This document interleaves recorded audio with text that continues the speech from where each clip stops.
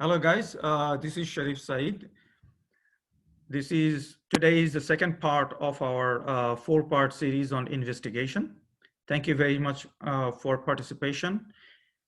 Please do like subscribe our channel and also click on the bell button. So any new content we have in our channel, you will be notified.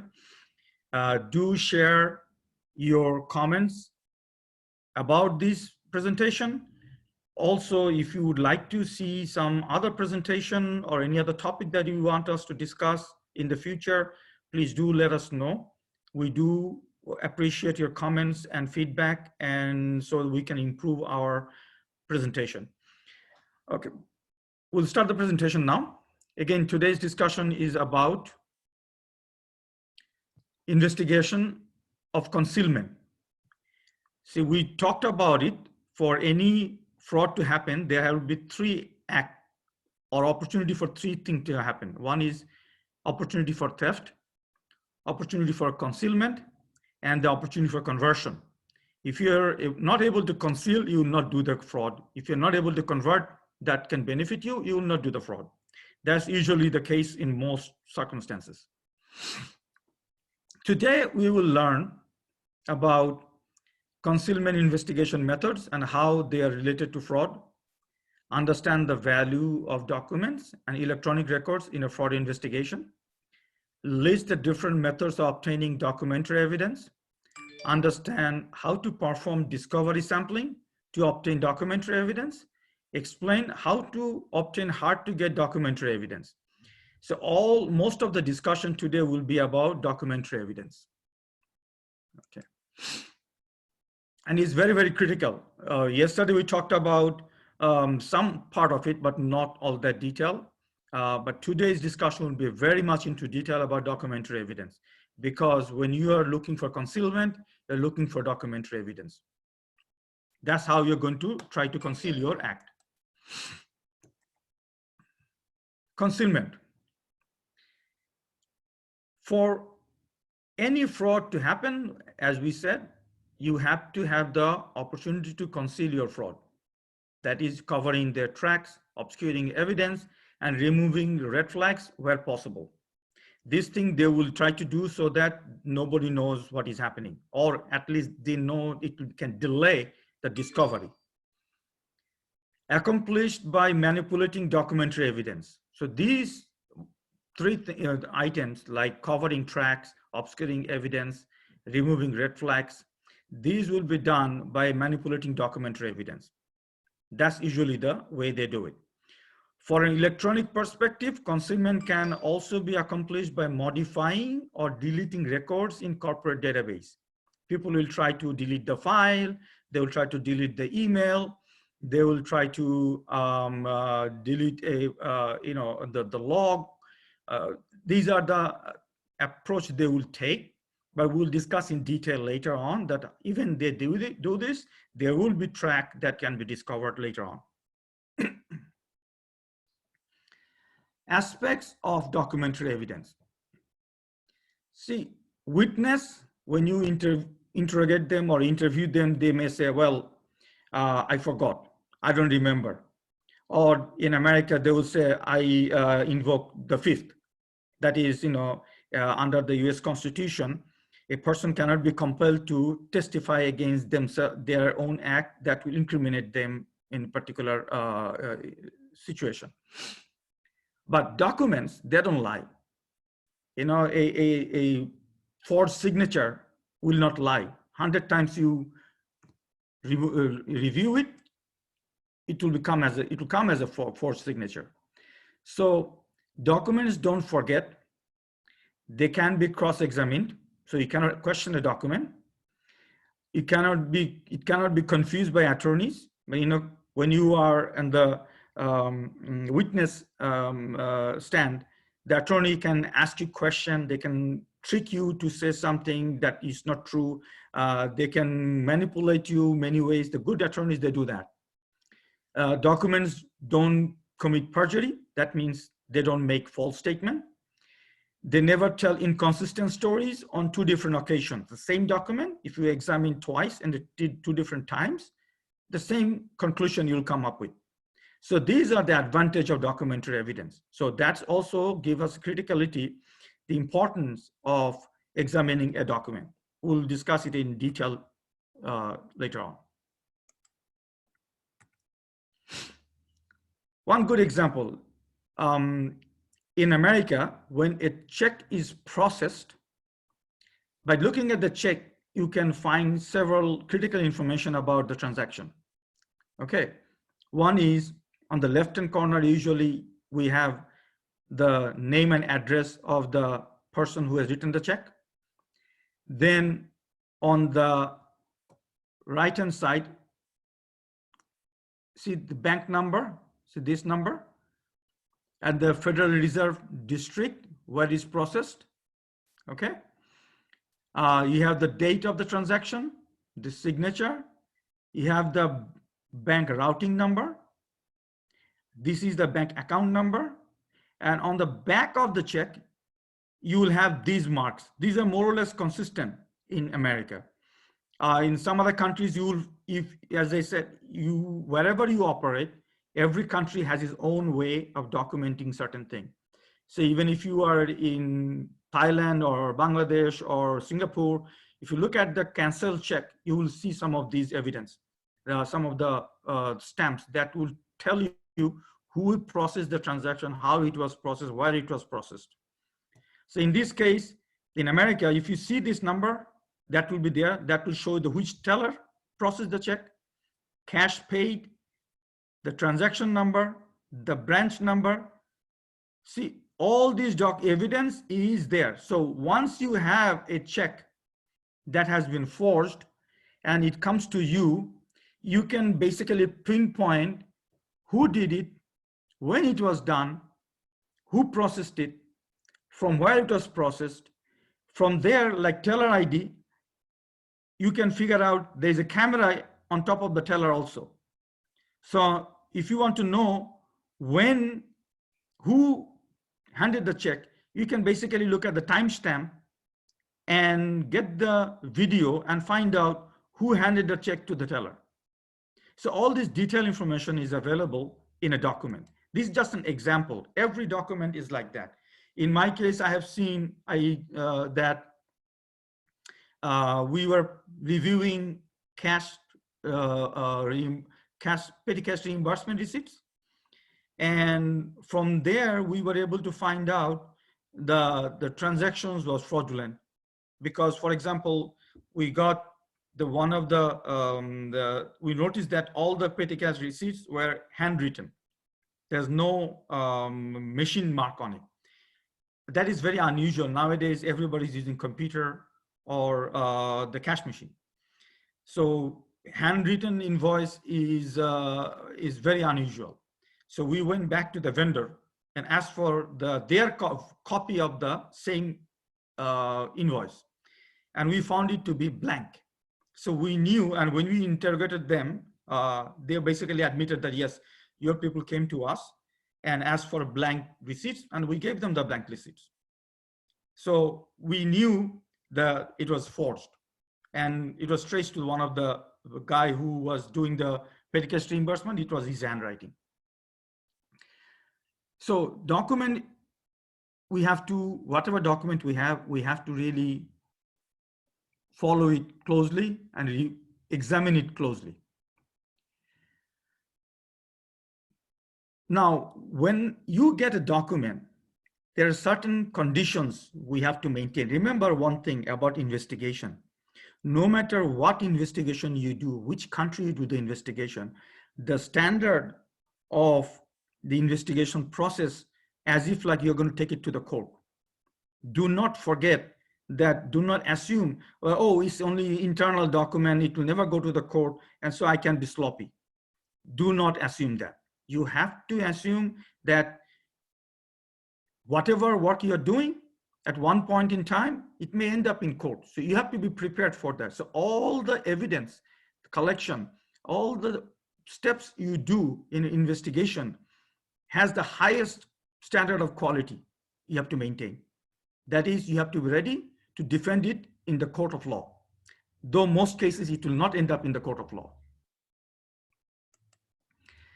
So in this aspect, collecting evidence and preserving evidence is of utmost importance. So in that process, there's certain things you have to follow. One is chain of custody. We will get into detail about what is chain of custody and every other thing. So chain of custody of documents. Marking of evidence. So when you collect an evidence, you have to mark it properly so you can reference it back later on. Organization of documentary evidence. You have to organize it properly, index it properly so that you can retrieve the document when time comes. Coordination of evidence. Rules concerning original versus copies of documents, we'll discuss it also. When it is important to have original and how to make copies and whether you can use the copied document as an evidence. Here I will give you an example. Some of the things I learned the hard way. When I first joined Deloitte, that was a long time back. Some of it probably did not even start college at that time. Okay, or maybe high school at that time. And I came from audit background. In audit, we always take notes on the original document or make a copy of the document and we make note on that. And I started working in litigation. So I had no knowledge of the litigation process. So when they asked me, gave me documents, I was making my notes on the document and preparing it just like audit document. And there was a time when we had to submit the document to the lawyer, attorney. And my manager having looked at my document, he like freaked out. He said, "Sheriff, what have you done?" Because I have written all over the documents on the notes, who gave it to me and all the resources. He said, "You never do that." Luckily, I used only pencil. So I used the whole day using an eraser to take out all the pencil mark, make a duplicate copy of all the documents, and then send it to the lawyer. Because in a court of law, when you're doing litigation, when you're involved in any kind of investigation, original must not be tampered with. Even if I put a small dot with my pencil on a document, it's called tampering with the document. If the lawyer can prove that I have done that, that whole case may be compromised. So I learned the hard way. I mean, I had to spend like 2-3 days fixing my mistake, which I learned, as I said, as I learned the hard way, I have never done that mistake a second time in my life. And I always tell anybody who works with me that that's the process and not to tamper with the document. Any questions so far? I know some of you have done investigation. Please, time to time, do share your experience also, so we can benefit from it. Now, chain of custody of document. This is very, very critical. It is the record that must be kept of when a document is received and what has happened to it since its receipt. That means once the document you collect, from that onward until it goes to the court, there has to be clear documentation that how it was received, who received it, when it was received, how it was preserved, who was handed over to. Everybody who touched the document must have proof that they have received it and handed over to the next person. The clear documentation of the chain of custody is essential for making sure that it is not tampered with. In the case of computer, there are software like Encase or forensic toolkits that ensures that when you image a hard disk, that it is not tampered with. If someone can prove that you have not followed the procedure, your whole case may be thrown out. So it is essential that we maintain the chain of custody. Also, you have to mark the evidence. So in our case, what we do when we collect the original, we have a plastic packet or transparent on the pockets where we insert the document and we close it and we put a label on top of the plastic document to make sure that it can be traced back later on. and all the information about when it was collected, how it was collected, who collected it, what it was collected, and all those information are preserved also on about the document. When you get the original, later on, you have to make a copy of the document. Okay. You have to make a copy of the document. And so you basically work on the copy. Original is safely kept, preserved. So at any point there is a question, you can bring out the original and verify it. Especially when you make a copy, a lot of the evidence are not in the copy. For example, the color of the paper, the signature depth, all those critical evidence are not in the copy. So sometimes you have to go back to the original. So there are circumstances when you can use the copy and circumstances where you have to use the original. That's why it is critical that we preserve the original and we index it properly. In my experience, the biggest project I had is about, we had to collect documents and the computer evidence from 26 plus individual. Basically, I had a conference room full of documents of all originals. And I had 2 people maintaining those documents because we did not shut down the company. Company was going as usual. So whenever these people needed a document that we seized from them, they will come to us and they'll give us their name and the document reference. And we will go to the original document, make a copy of it, give them the copy, and the original will go back to our file. And we maintained it almost like 3 months. We went through this investigation process. So during the 3 months, we had the custody of the document. We controlled everything. Once the engagement was over, then again, we make sure the original documents are handed over to the respective people. Only then we were released. Okay, so it is very, very critical that we do not lose document. We keep proper control over the documents, and we account for each and every document we have seized. Again, the question of organizational evidence comes in. In my case, it was a maximum I have done is 26 individual professionals. As I told you, I don't remember how many it was a one mid-sized conference room full of boxes stacked one top of another.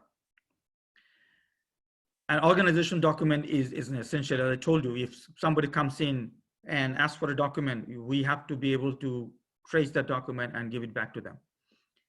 In this case, there are cases where we have hundreds of people involved in documentary evidence. I remember when I worked on the WorldCom, the restatement project, there were like globally 1,600 professionals working on that project on a 11 days. Every day we work for 11 hours and 6 days a week. In our team alone, we have 30 professionals. Just imagine kind of document we produced. And the e-discovery team, they did a great job. We were providing them the keywords and they were indexing all the document and giving us the scanned document in a CD, and then we were extracting document from it and doing our investigation. In another litigation support project, I had to go and seize documents from a construction company. There were boxes and boxes and boxes, God knows, but they were digitally scanned. So you can use the keyword search and extract the document. So those, we'll talk about it later on. Any questions so far? Okay. Do I have any question here? Chat.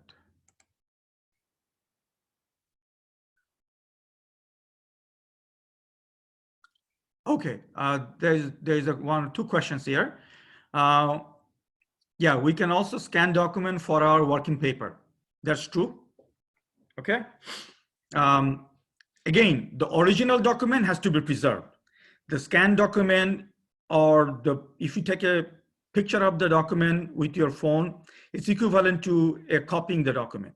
That's not the original. In case of investigation, you need to get the original document in your custody. So in that case, I told you, you have to preserve the document. You have to maintain chain of custody. There are certain, the template that is used for that purpose to make sure the document is preserved properly. So taking picture of the document can be used as duplicate or copy, same as like you can copy the document. A copy document is not original. Original is original. You cannot compromise one with the other. Okay.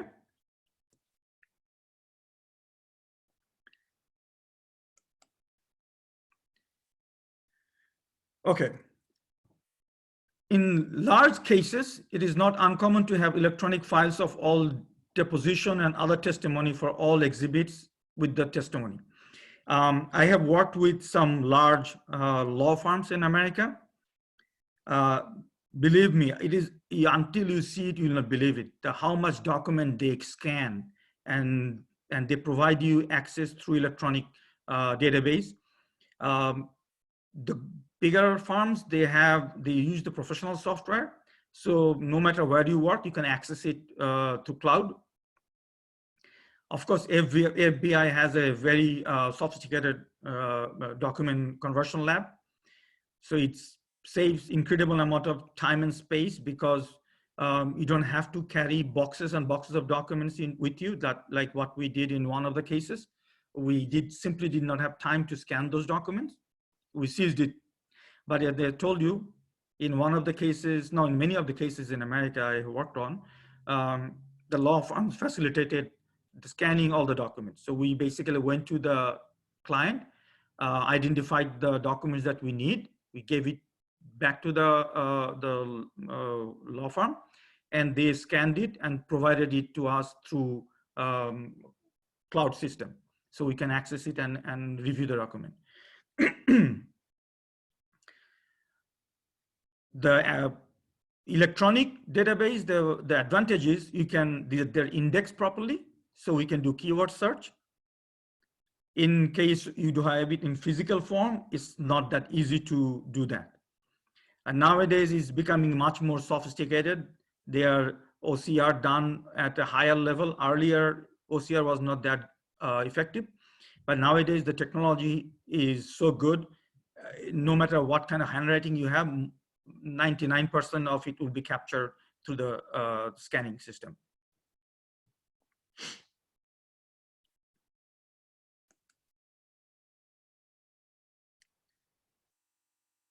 Now, remember I told you you have to label it.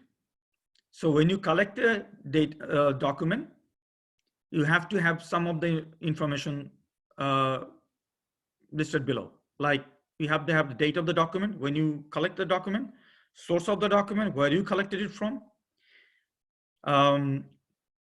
date on which documents were obtained, documents on the date and when you obtained it, two different things. Brief description of the document content, that also you have to put, especially in electronic database, that's essential. So you can do keyword search. Subject of the document, what was the document about, and identifying number. It's a unique number, or in legal term is called Bates number. It's a unique number for each and every document. They will electronically put it on the database. So in a legal case, for example, when we refer to a document, we may refer the Bates number also, so that the other party, if they want to go back and look at the document, they can always refer it and retrieve it. Remember this, documents and electronic records are the backbone of concealment investigation, because most concealment methods involve altering, manipulating physical documents or computer record. It's common sense, right? If you want to conceal your act, you want to hide the document, or you want to tamper with the document. If it's electronic record, you want to delete it or modify it. A lot of time, most people think that once you push a delete button on a record, it is gone forever. It is not.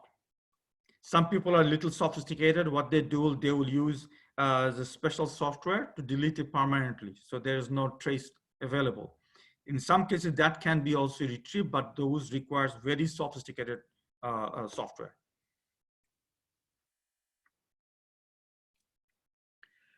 Coordination of evidence. This is another thing. Investigation can be small size, maybe 1 or 2 person in the team. Sometimes it can be hundreds of people in the team. In my case, I have maximum I had, I think was about 20 people involved. So when that happens, you have a lot of people working on different topics, different areas. So you have to coordinate all this information, compile all this information, index it properly, and you need to know who is working on what. And that is critical in doing the investigation and preparing a report and doing a presentation. You have legal counsel, accountant, expert witness, management representative, all different sources of information that you have parties involved. So you have to coordinate all these people and the analysis and the investigation to make sure that your investigation is done properly. You should not lose track of any aspect of the investigation or any part of the investigation subject matter. I will skip this one. This is more of a technical stuff. The top software used to the investigation analysis software. You have analyst notebook and X analysis link explorer. You can look at it later on.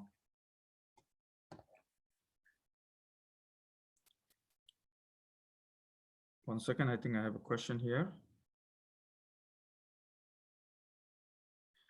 Okay.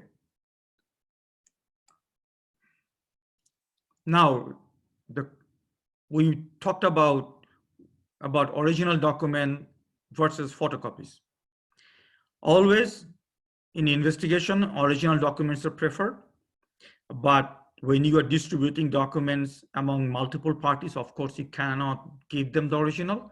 So you use the photocopy version. But even the photocopy should be taken care as if like it is an original.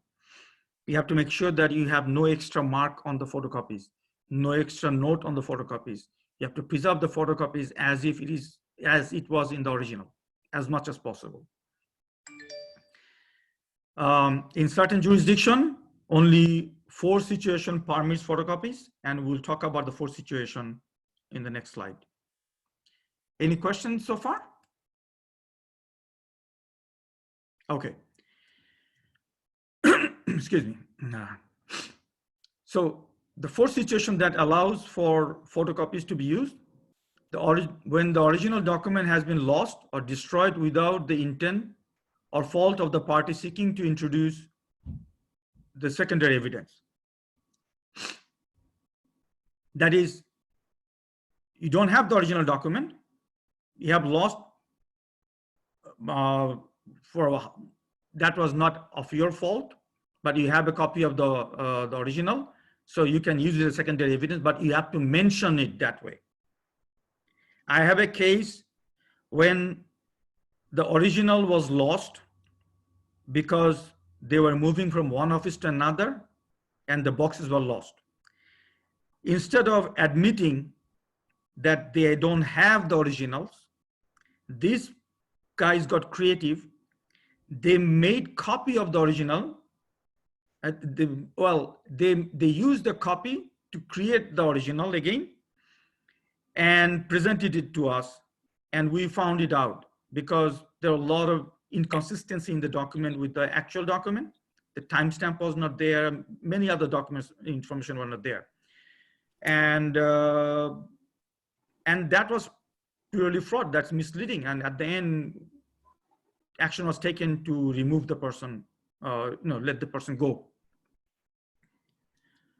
The original document is in the possession of an adverse party who fails to produce it after a written notice to do so, or when the party in possession is outside the jurisdiction of the subpoena power of the court. So basically, the document is not with your team, somebody else has it, and you tried your best to get the original, but they did not produce it, or that it is outside the jurisdiction of the court you're dealing with, so you cannot get the original, so you have the copy, that is the best you can do. Or the actual document is in the custody of a government official, a public office, or the municipality or the government, they will never give you the original. They will always keep the original.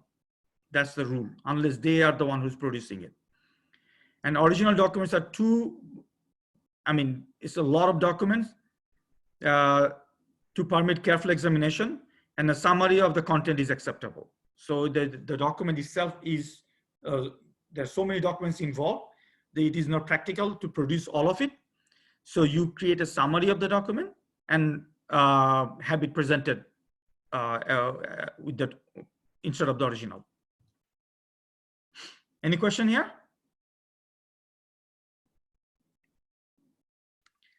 Now,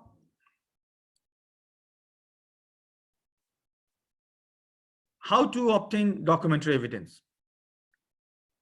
The best way to obtain documentary evidence is through the computer-based queries of accounting and other database. Another useful method of obtaining documentary evidence is through traditional audit, including discovery sampling. We'll talk about it later. Now, during audits, those who, I think all of us are at one point worked as an auditor. We do test mechanical accuracy, analytical test. We collect a lot of documentation. We do confirmation. We do observation and notes. We do physical examination like inventory count, fixed asset, the audit. These are, we do physical examination, and we make inquiries. So all these activities we do as an auditor, we are required to document it. On the working paper, we will take a note, we'll take a picture, we'll collect a copy of the document, we put a note there, we'll write down who gave it to us, when we collected it, what was the purpose of the document. These are usually documented on the documentary evidence in the audit work paper. So it's very useful. An auditor, we know we collect a lot of documents. I mean, we do collect more than what we need, and that's the nature of audit. We collect policy and procedure, we collect memos, everything. So that can be a very good source of document for investigation. Sometimes we can use the pretext of audit to collect evidence without raising any suspicion. Now, discovery sampling. So it's a statistical sampling method. We take some sample and we test it, and based on that test result, we infer for the whole population. It is very helpful because for large type of transaction, we cannot possibly test every document. So sampling is a good way of inferring for the whole population.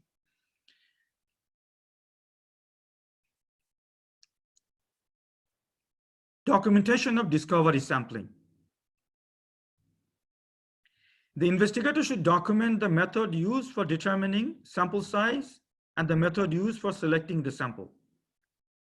It is very important that we clearly document the process. Which samples, what was the sample size, what method was used to select the sample? Is it random sampling? Is it the judgmental sampling? We need to clearly mention that. And also evaluating the errors. If you find the error, we must determine whether the error was unintentional or indicative of fraud. So that's another question. Error itself does not, you did the 10 sampling, you found one error. You cannot just take that and assume that it is applicable for the whole population. You have to think about it. What is the nature of the error? Is it, maybe you have to increase the sample size and see if it repeats again or not. And then you have to use other test method, other inquiry method to make sure that it is not an error, that it was intentional. And you have to prove that. You have to document your thought process and the evidence to make sure that what the conclusion you have has some logic. You have to consider the non-sampling risk, which is the risk that a finding will be misinterpreted. Misinterpretation can be reduced by careful planning, careful performance of the same action by another team, evaluation of sampling procedure. Look at the sampling procedure and see if it is done properly or not.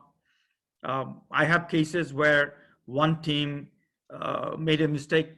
Well, it came across an error that we were alarmed by. So we sent another team to do the same calculation. In fact, two teams went in to look at the calculation again to make sure that that was the actual difference. Now, there are some documents. On those cases, it's hard to get the documentary evidence. For example, web-based email account like Gmail, like Yahoo or Hotmail or any other web-based email account. You cannot just hack into the account and get details. Okay, that's illegal. Again, when we are doing investigation, legality is the most important thing. We cannot do anything illegal. We cannot do anything illegal. We have to go by the law of the land. I cannot emphasize it more. We cannot do anything illegal. We have to go by the law of the land. Okay, we have to understand the law very well when we are doing investigation about the interviewing, about document preservance, about what kind of document we can get. Like I told you in Middle East, even if you can read somebody's text message, if it's not sent to you, you cannot use it. Excuse me. Hello. Someone mic is on. Please kindly turn off your mic. Yeah, I turned it off. Okay. Please keep your mic off until when you need to talk or you have a question. Let's keep our background noise as little as possible. So getting web-based email, unless you have permission of the user, I don't think any commercial organization can access the email. Government sector, they can do it differently. In America, usually you need a subpoena from the court. In other countries, Ministry of Interior or the government has access. That's a different thing. But again, it's not that simple. Private bank record, that is also another thing. You need to have permission of the individual to access their bank record. Tax returns, again, I know in America it is completely no unless the individual authorizes you to get a copy of the tax return. The brokerage record, these are all private transactions, so we have to be careful. In America, what happened in some cases, in the employment contract, or there is a separate contract that gives us the authority to do that. Without that, we will not be able to access any document or request any document. For part of the background check, they usually collect this type of statement that gives us the authority to ask for private documents.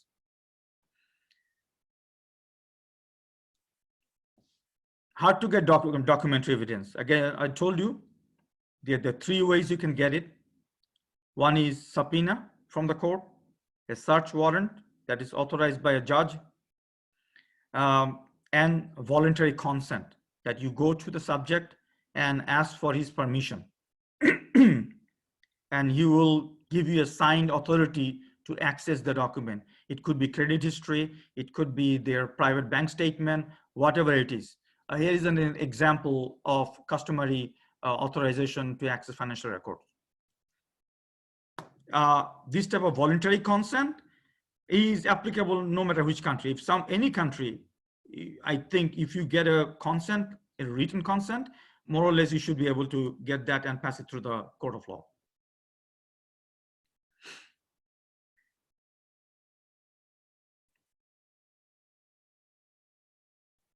Now, when you have a documentary evidence, you need an expert, a document expert, to determine whether a document written by the person whose signature it bears. So you have to have the signature verification. Whether the document has been forged or not, you need an expert for that. Not everybody can do that. Document has been altered by or deleted or any way manipulated or not. The handwriting is genuine or not. The entire document is printed on the same machine. There are specialists who can do that. The document was printed on the date it bears, before or after. There are cases, the stamp on the document says 10 years old, the paper looks fresh. So obviously, it is not 10-year-old. Two or more documents are significantly different or substantially the same. In my case, I have seen what happened is there was a requirement, you need to have 3 vendors, minimum 3 bid for the procurement contract to proceed. We noticed that all 3 handwriting had the same handwriting, but different letterhead. Also, we had one case that it has different handwriting, but with 3 different companies using the same address. So, people can sometimes get a little sloppy, and we have to count on that. Pages have been substituted in a document, okay? Or pages are missing. So you see the page sequence, and suddenly one page comes out that it is, that it's not part of the same book. Any questions so far? Now, 2 well-known organizations in America who are known for document expert is the FBI, of course, and there is an American Board of Forensic Document Examiners organization. They usually can offer you expert opinion on any document that you have. Of course, that comes with the cost also. I think that's all for today. Tomorrow we will talk about conversion, and we'll talk about why it is important to find out how perpetrators convert and spend their stolen funds, understand how federal, state, and local public records can assist in following the financial tracks of suspected perpetrators, access information via the internet to assist the investigation of a suspected fraud perpetrator. Any questions so far?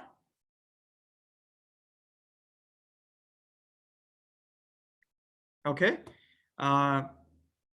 If you don't have any question, then we'll end today's discussion. Thank you very much for your participation. And okay, I see some question there. Let me look at it. Hold on. Yeah, case management software is one way of organizing document. That's true. A lot of major organizations, they have dedicated case management software that allows you to keep track of the investigation, all the documents involved in the investigation, people you're interviewing. So everything is recorded in the case management software. Thank you very much, Mr. Amir, for mentioning that. There are many software involved in that. You're welcome. And usually nowadays we have case management software offered in the cloud on a subscription basis. That's becoming much more common nowadays. Thank you very much again. Do subscribe to our channel. I'm not sharing the soft copy, but we are making this record available on our YouTube channel. You should be able to read it. You should be able to listen to it at your leisure. And any questions you have, you can always ask me. Do subscribe to our channel. Do share it with your colleagues. And we would like to hear from you if you want us to do any other new topic in the future. Do give us feedback on whether you, if what you liked about our presentation and what you did not like or you want us to improve. Your feedback is very, very important to us. I do look for it, and I have received some, and I try to incorporate it in my presentation. And thank you very much for your participation. And we look forward to see you tomorrow. Thank you. Have a good day. Thank Be you. safe. Thank you, sir. Bye-bye. Thank you, Ty. Be safe. Thank you, Mr. Amir. See you tomorrow.